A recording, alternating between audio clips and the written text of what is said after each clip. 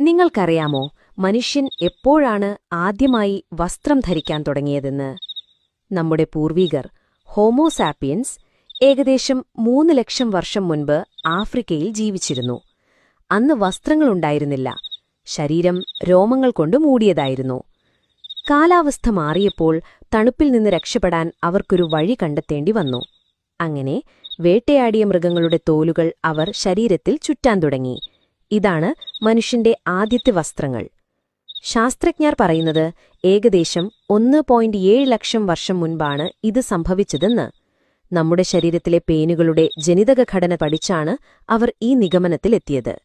പിന്നീട് ഏകദേശം 40,000 വർഷം മുൻപ് എല്ലുകൊണ്ടുള്ള സൂചികൾ ഉപയോഗിച്ച് അവർ തോലുകൾ തുന്നിച്ചേർക്കാൻ പഠിച്ചു.